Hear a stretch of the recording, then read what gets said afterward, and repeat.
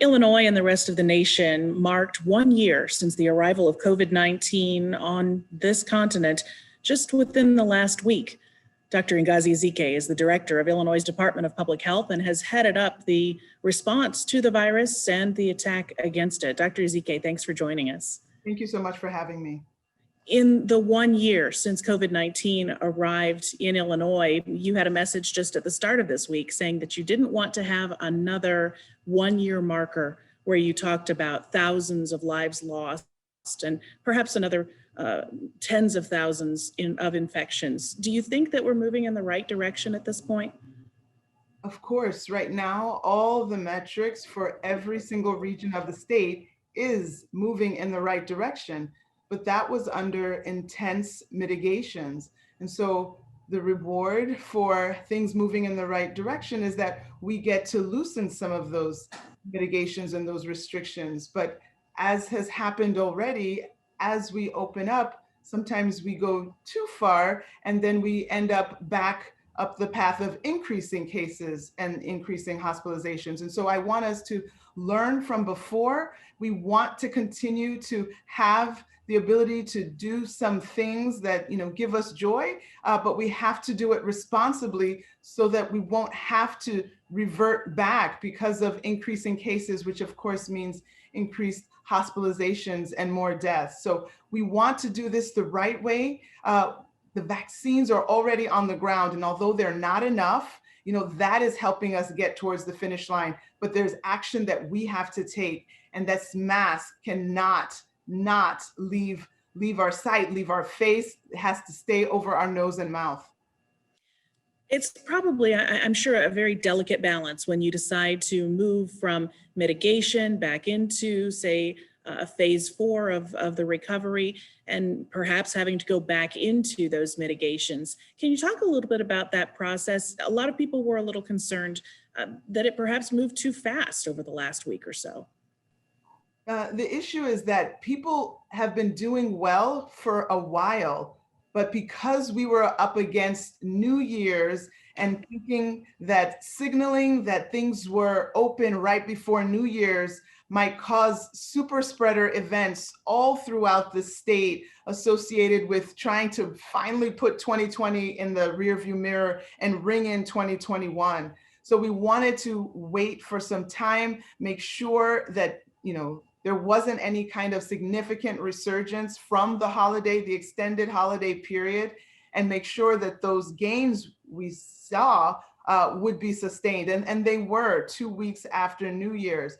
So we have been on this correct trajectory for a while now. It's just a matter of not reversing it as we have more activity in our restaurants, as we have activity associated with sports, as we have increased capacity, as new venues are open, casinos, et cetera. So we just have to guard this very carefully. I feel like anyone getting sick, at this point is somehow even more sad when we're just so close.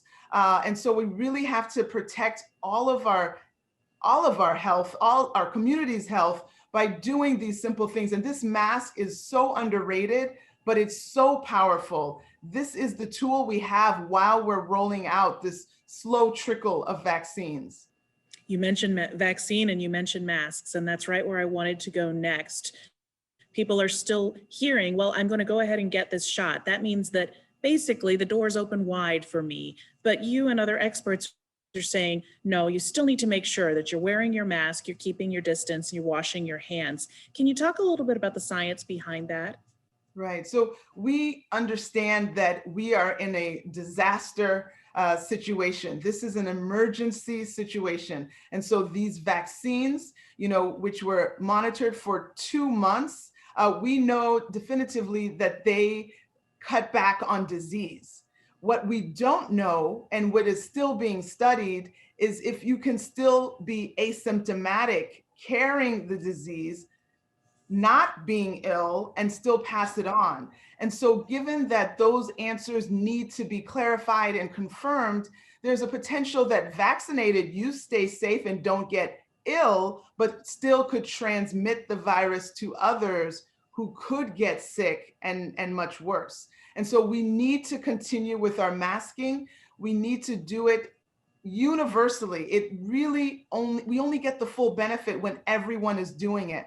So we have to stay true to these masks, wear them even more than ever, especially as we think about these additional new, essentially more dangerous variants that are already in our state and the states around us.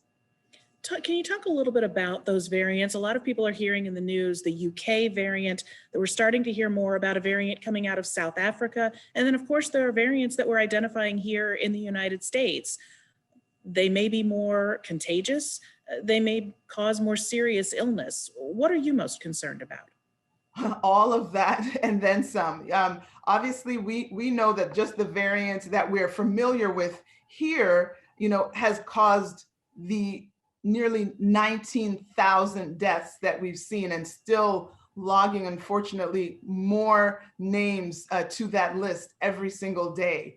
And so if the current variant has a competitor that wants to do more, i.e. infect more individuals and have those individuals that get sick have a worse outcome, like that is bad news. So we're fighting against that. And the same tools that we've been talking about now, for a year are the same ones that will protect us against any of these variants that are out there. And it's this masking, but it needs to be all-in community efforts, an all-in Illinois effort, every single person wearing it to protect themselves and others. And I don't know how much clearer to say it, but this is going to be the key thing that every individual can do. And for the most part, we have been, but if we can raise that level up more than where we are, we will be able to stay ahead of this variant, hopefully for as long as possible, and allow more of our businesses and our economy to stay open. But if we don't, we know what works. We know that having mitigations slows the process down, but it can also be contained and maintained with the mask. And I would rather do it with the masking than having to revert back to tighter restrictions. Dr. Ngozi Ezike is the director of Illinois Department of Public Health. Dr. Ezike, thanks so much. Thank you.